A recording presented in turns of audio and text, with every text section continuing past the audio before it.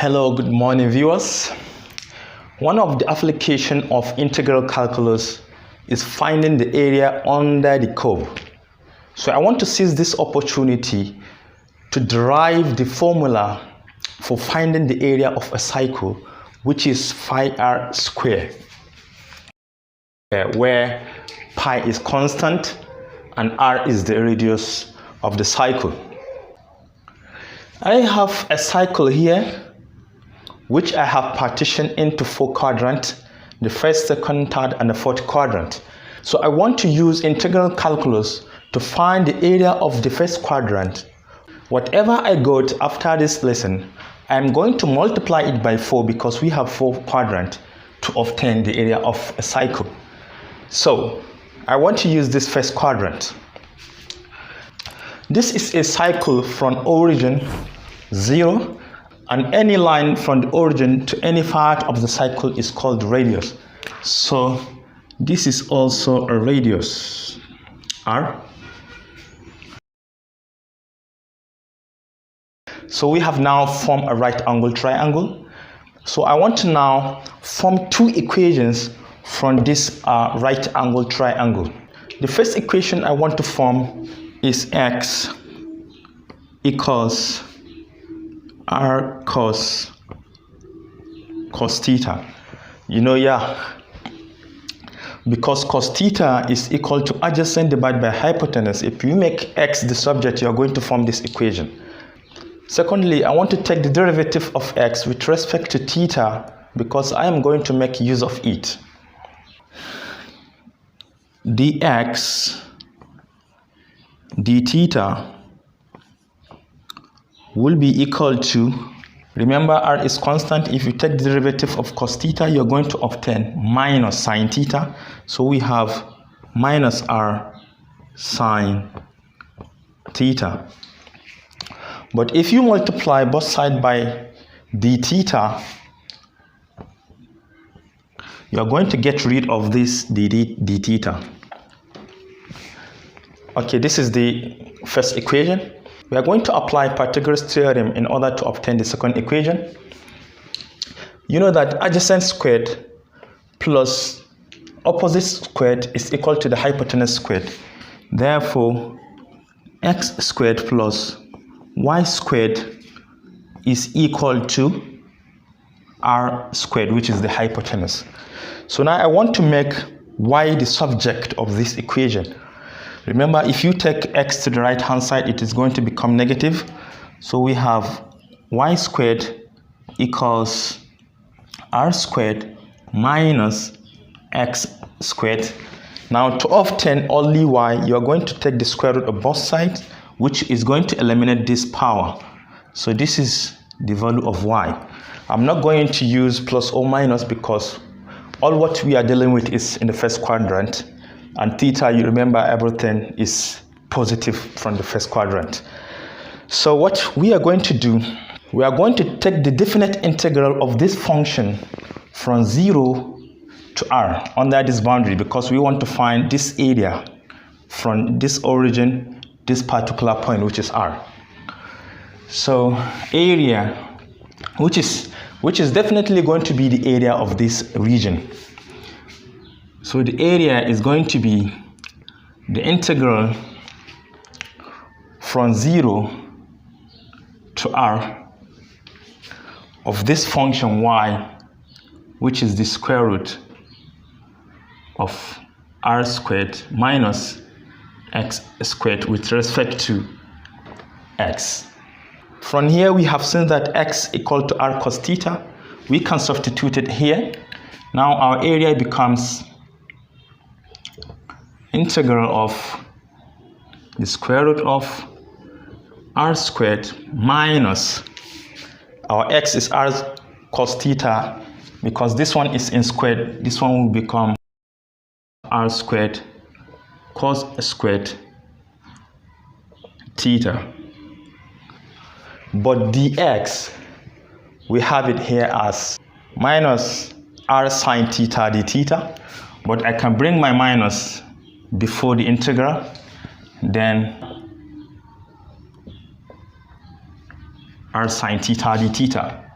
we are going to substitute the boundaries in terms of theta.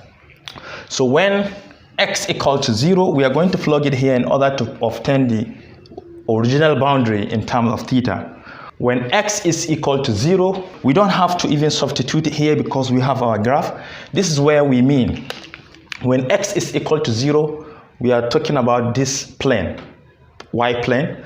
Our angle is going to be 90 degrees, which can be written in terms of phi, which is phi over 2.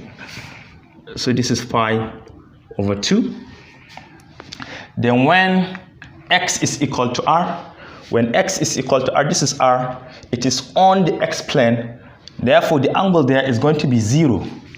So we have 0 here. All right, we are going. Let us simplify this before we take the integration. R squared minus r squared cos theta, we have r squared in both terms, which we can factor one of the r squared, which is r squared in the bracket of 1 minus cos squared theta. But you know that from a trigonometric identity, 1 minus cos squared theta is sine squared theta. So we have r squared sine squared theta, which we can now plug here. But we have a square root again. The square root will cancel these powers, leaving r sine theta. So all these terms are now r sine theta. But because of this minus, we can flip the boundaries and neglect the negative sign.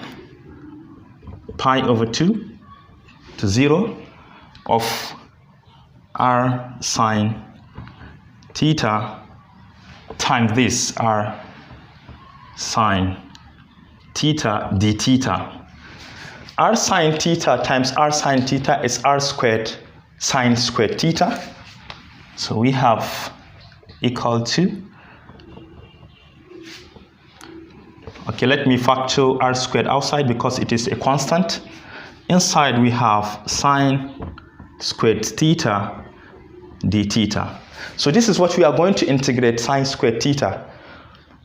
But in double angle identity, sine squared theta is the same thing as 1 minus cos 2 theta divided by 2.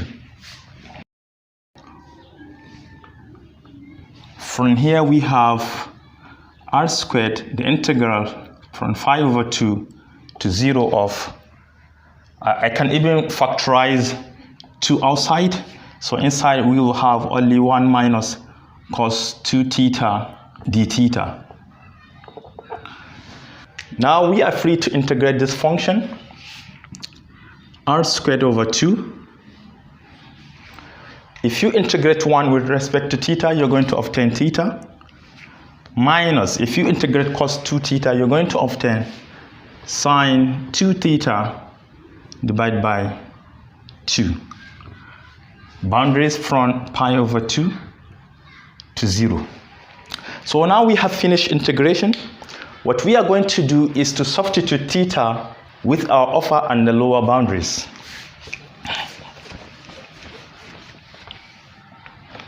So this is equal to r squared divided by 2. We are going to take upper bound first. We are going to substitute it with theta. So we have pi over 2 minus sine 2 theta, meaning 2 times pi over 2. 2 will cancel 2, leaving only pi. So we have sine pi over 2 minus, we are now going to substitute theta with 0. So theta here is 0 minus sine 2 theta, meaning sine 2 times 0, which is sine 0, divided by 2. Sine 0 is equal to 0, so this has gone. Sine pi is also 0, divided by 2 is also 0. This is also gone. 0, 0, 0. This is the only valid value we have. So we end up having r squared times phi is pi r squared. 2 times 2 is 4. This is the area of the first quadrant. Now to obtain the total area of a cycle, because we have 4 quadrants, we are going to multiply this area of the first quadrant by 4. So total area is going to be